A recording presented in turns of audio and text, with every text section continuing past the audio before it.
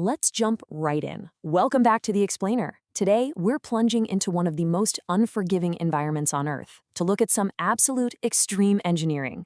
We're talking about subsea control systems. Imagine this.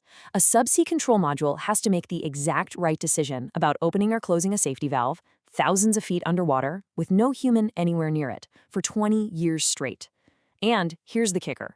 It can literally never be allowed to get it wrong, not even once.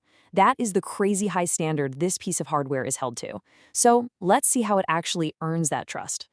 Just to put this into perspective, think about the leap we've made here.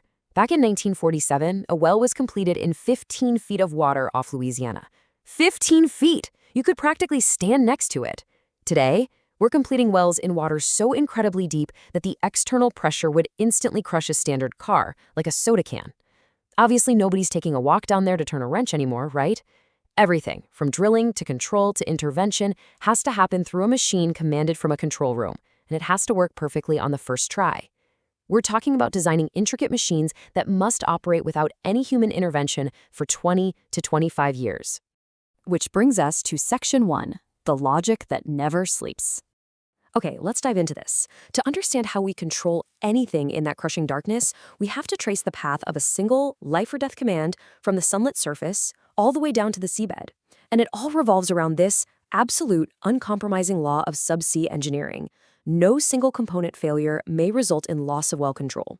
This isn't just a suggestion, guys. This single sentence literally drives every engineering decision, every extra millimeter of steel, and every line of code we're going to look at. If a part breaks, the well absolutely must remain safe, period. So, let's walk through the anatomy of a decision. When an operator topside needs to shut a valve, the command starts up at the master control station. From there, it shoots down this massive cable called the umbilical, reaching the subsea control module, or SCM, which is basically the brain sitting on the seafloor. The SCM then takes that digital command and translates it into physical hydraulic muscle, triggering local valve actuation. And this entire journey, navigating thousands of feet of water, it happens in just a matter of seconds. Moving right along to Section 2, the pilot stage concept. Let's see how this actually works physically. Because moving a massive steel valve against immense pressure from miles away, well, that presents some pretty huge lag and weight problems. Historically, we used direct hydraulic systems. That meant literally pushing huge hydraulic fluid force. Actually, scratch that. It meant forcing massive amounts of fluid from miles down a pipe just to shove a valve shut. As you can guess, that's incredibly slow and requires these massive, heavy hoses. Modern subsea developments use multiplexed electro-hydraulic systems, or EHMUCs. Instead of pushing fluid for miles, EHMUCs sends a lightning-fast, tiny digital signal down a wire. That signal just tells the subsea system to unleash hydraulic power that's already stored locally. This shift is a real game changer. It turns a passive, dumb pipe fitting into an actively managed, highly responsive well. Honestly, the easiest way to picture this is to think of a bicycle's handbrake. The actual subsea valves, they're just simple mechanical devices.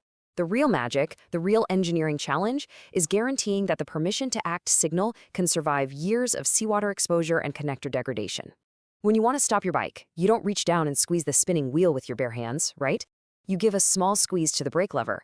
That lever sends a low-force signal down a thin cable, triggering the caliper to clamp down with a real, heavy stopping force. It's the exact same concept here. The umbilical only carries that small, permission-to-act signal. The heavy hydraulic muscle is provided right there on the seabed by a subsea accumulator module. The umbilical doesn't have to do the heavy lifting, it just delivers the instructions. All right, Section 3, the redundancy trap. Now, as we've established, redundancy is a mandatory, totally non-negotiable requirement for anything touching well barrier valves. But I want to pause here for a second and challenge you, because this is something that trips up a lot of junior engineers. When you're reviewing a schematic and you see two control lines, a primary and a backup, what question must you always ask about that redundant pair? Take a mental guess. Did you guess it? The absolute crucial point is physical independence. Are they genuinely physically separated?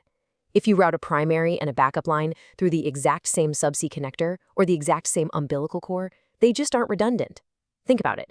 If that one connector degrades from seawater exposure, boom, you lose both lines at once. Sharing a common point of failure is literally just a single point of failure wearing a disguise. Logical redundancy on a computer screen is totally useless if it doesn't translate to physical independence in the harsh, corrosive ocean environment. Next up, Section 4, Powering the Deep. So we've talked a lot about logic and commands, but here's the thing. Subsea control logic is completely meaningless without a clean, uninterrupted supply of electrical power. Down in that subsea control module, we have some incredibly sensitive microprocessors. They cannot, and I mean cannot, handle the messy fluctuating power generated by heavy industrial equipment on a topside oil platform. Enter the Electrical Power Unit, or EPU. You can think of the EPU as the ultimate subsea surge protector. It takes that raw, noisy topside power and conditions it into a brilliantly clean, regulated, and steady supply. Subsea logic circuits are way more sensitive to power quality than standard industrial gear, making the EPU an absolute necessity for reliable long-distance communication. But what happens when the power blinks? Well, that's where the UPS, or uninterruptible power supply, steps in. It basically acts as a massive battery backup. Its primary job is to provide what we call ride-through power. It bridges the gap during topside power fluctuations, ensuring the subsea brain never loses communication or control authority while it waits for the EPU to stabilize or for a backup generator to kick in.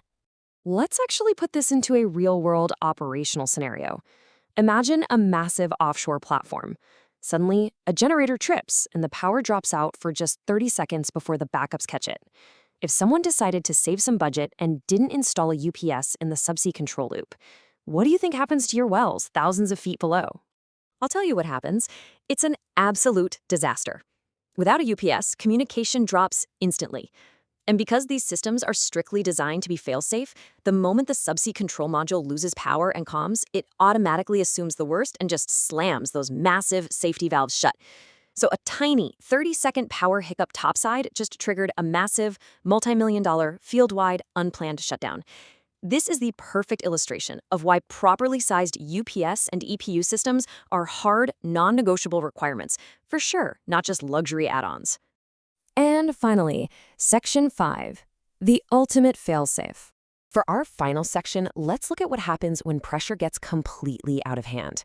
We are talking about the ultimate autonomous failsafe, the High Integrity Pressure Protection System, or HIPS. A subsea HIPS is a highly dedicated, specialized subsea controller. Its one and only purpose in life is to watch for rising pressure in a flow line. If it detects a dangerous spike, it bypasses everything else and slams isolation barrier valves shut before that pressure can enter and rupture the lower pressure-rated flow lines downstream. And what makes HIPS so incredible is that it operates via certified fixed logic electronics. It's completely independent of microprocessors, and it definitely doesn't wait for a signal from the surface. It just acts autonomously. But hey, remember our golden rule about single points of failure? We obviously can't have one faulty sensor shutting down a billion-dollar field by accident. So HIPS uses a 2 out of 3 voting loop. It has 3 independent transmitters constantly measuring pressure. If transmitter 1 spikes, nothing happens. The system just waits. But the split-second transmitter 2 also detects that high pressure. The logic solver achieves a 2 out of 3 majority vote and immediately triggers the barrier valves to slam shut. It's an elegant solution. It ensures extreme reliability when a real event happens, while perfectly preventing any erroneous shutdowns from just one glitchy sensor. So we've seen how redundant logic, pilot stage hydraulics, and untouchable failsafes allow us to extract energy from the most hostile environments on the planet. Which leaves us with this final thought to chew on. If engineers can guarantee flawless, life-or-death mechanical actions in the crushing darkness of the ocean floor for 25 years straight without a single human touch, what other impossible environments out there, maybe deep space or deep underground, are just waiting to be conquered by the right logic? Think on that. Thanks for joining me on this explainer, and keep learning.